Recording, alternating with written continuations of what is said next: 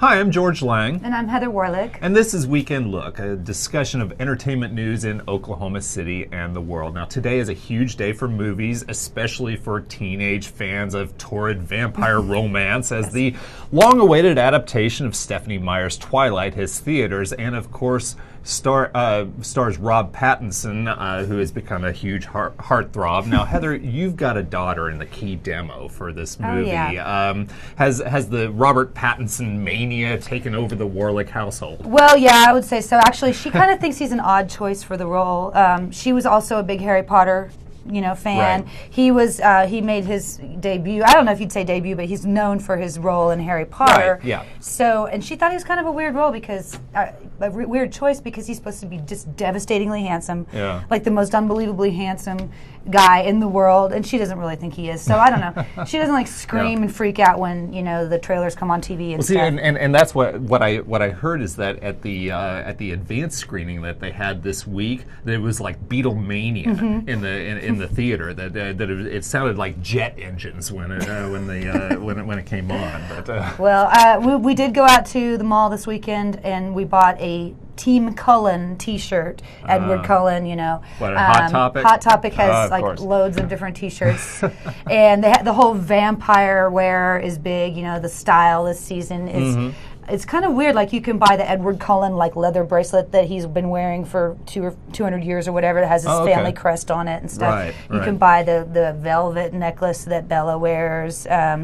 So the fashion is out there right now. The kids are all dressed up as vampires and right. But Amber's kind of she's faithful to the novel. Yes. This thing. It's I understand one of our reviewers, Brandy McDonald. She said that it's not really handcuffed to the original. Right. So there's a little bit of difference there. Yeah, and I'm sure that when Amber sees that, she'll be taking notes about the differences and she firing off angry letters. Will be angry. Yeah, she will not like the differences. She was really mad when the last Harry Potter movie wasn't true to the book. So I'm real interested to see what her take is. We won't be able to see it this weekend because we're going out of town all weekend long. So she's going to be chomping at the bit until Monday to see it. So oh man, yeah, that's painful. We'll let you know on that. But today's Weekend Look cover is all about Love at First Bite. Brandy McDonald went to the junket in Beverly Hills, and so she's got the whole scoop. She talked to Robert Pattinson. That's right. Kristen Stewart, everybody involved. Yeah. So that should be interesting. Right. And they're hoping to recoup their $40 million production. Well, they'll do it this weekend. That's easy. Yeah. That's a cheap movie, actually, considering the current budgets. I mean, that's like below average for a major studio. Do you feel like it's partly because they got some somewhat unknown actors? I think so. Yeah. I mean, it was. I think they. I mean, Kristen Stewart. She got her big start in Panic Room a few years ago, the David Fincher movie with Jodie Foster. Of course, we said that Rob Pattinson has the Harry Potter thing going, but these aren't A-listers. These aren't the people that you immediately go to. Right. They're not the go-to teenage stars. So I think that and they got Catherine Hardwicke who made a real mark with 13 a few years ago. So it's not to direct it. So it's not like they had it was a huge expectation. But if you make a movie for $40 million, I mean, especially something like this. Yeah, you're guaranteed, just straight out of the gate, make all your money back, and I'm sure that the next one will probably be twice as expensive. Oh, yeah. So, Well, speaking of go-to teenage stars, Miley Cyrus is the voice of Penny in a movie you saw this week, and you took your little boy, 3-year-old son Sam, to. Yes. It was Bolt. Yeah, and it's a Disney movie and a computer-generated one. It's not a Pixar. It's not so it doesn't come from the the elite faction of Disney, but and I might say that the previous ones that Disney made without Pixar weren't very good. The computer generated ones like Meet the Robinsons and Chicken Little and things like that.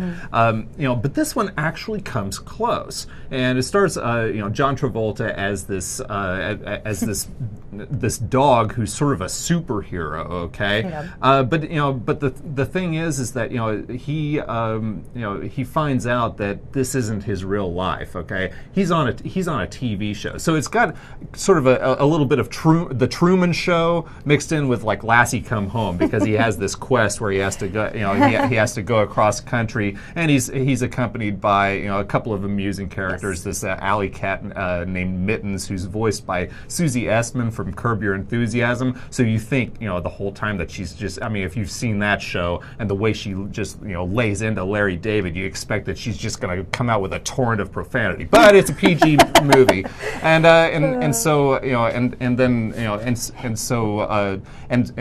this like a hamster. There's a hamster that's like in this Rhino. Wayne coin ball, and that's how he gets around. So yeah, it's pretty cool, and so they're trying to get back to Hollywood, to get back to the girl Penny, who's voiced by Miley Cyrus. There's some really good voice work here. And you mentioned my son Sam. He's never been to a 3D movie, right. So he's got these huge glasses on, and he loved it. I mean, he was completely into it. There weren't a lot of requests to go back and get some snacks or go to the bathroom or anything. The kid just wanted to watch it. That's so awesome. It was pretty cool. I gave it a 3-star review, and yeah, it's not up to the level of Pixar, but I think kids are going to have a lot of fun at it. I saw something kind of interesting about this. Miley Cyrus says that she can actually relate to Bolt because on set he is a superhero on the set of his own show. Right. But then it's not until he's offset that he realizes that he's just another dog. That's right. And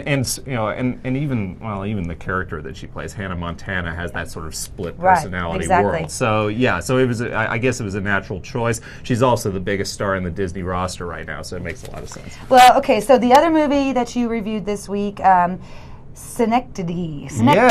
I can even say that word. Synecdoche. Synecdoche, New York. It's the latest movie by Charlie Kaufman, the writer of Eternal Sunshine of the Spotless Mind, adaptation, Being John Malkovich. He's got a really strong cult following. This is his first directing. This is the first film that he's directed. Right. Now, it centers on this guy named Caden Catard. He's a small town theater director in Schenectady, New York. Okay, keep those two straight. But he's kind of this inveterate complainer. He's always concerned that he's getting sick. Something's going wrong with him. And sounds like us. Yeah, exactly. So he, his wife. Who's this frustrated artist? Yeah. Suddenly takes their young daughter and goes to Berlin. Just bails on him completely, and does it not in this "I'm leaving you" kind of way, but just we're just going to go to Berlin for a while. Well, it becomes a really long while. While that's happening, he gets this MacArthur Foundation Genius Grant, which is a real thing, but I don't think that it covers what happens in Synecdoche, New York. He decides to make a play based on everything that happens in his life. So he gets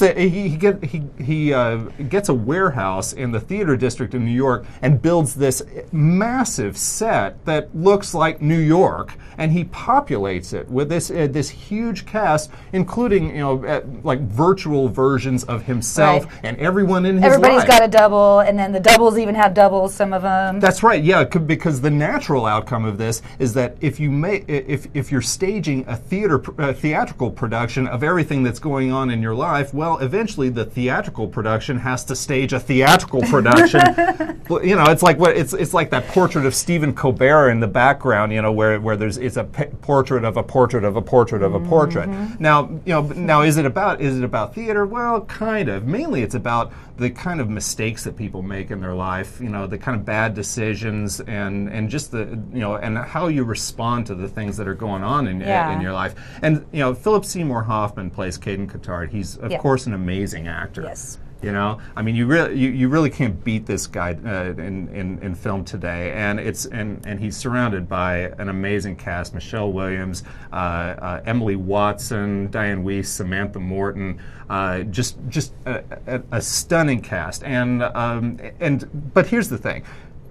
I mean, people either love this movie or they despise it. I mean, there's some reviews out there that say this is the worst movie ever. Right. Okay. And then some say it's the most moving thing I've ever seen. That's right. That's right. I mean, you see 0-star reviews and you see 4-star reviews. Roger Ebert gave it a 4-star and just could wax rhapsodic about this thing. Said it was just amazing. And I'm not quite to that point. I don't think that it's a modern classic, but it is, but it's certainly the kind of film that like Charlie Kaufman has been building up to his entire career. It's if you enjoy these kind of mind twist, kind of like synaptic taffy pull things. Like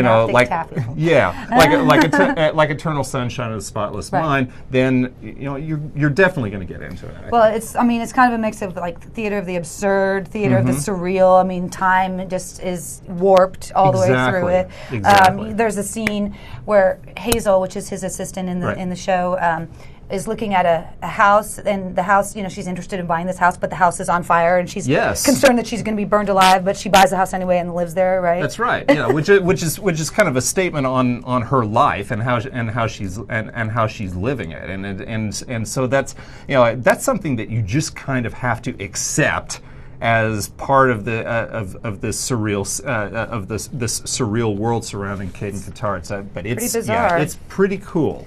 Well, there's a lot of good movies to watch this weekend, huh? Absolutely. Right. Well, any predictions on which one's going to win the biggest money? Twilight's going to be huge. Yeah. Twilight is going to be huge. So, I mean, I think, if you're in the market for the teenage bloodsucker movie, then that's for you. And who isn't? That's right. Well, that's all we have for this week. So for more about movies and music and everything else that's entertaining, check out the Weekend Look section of the Oklahoman, the A&E section of newsok.com, the latest issue of Look at OKC, and, of course, wimgo.com. For Weekend Look, I'm Heather Warlick. And I'm George Lang. See you next week.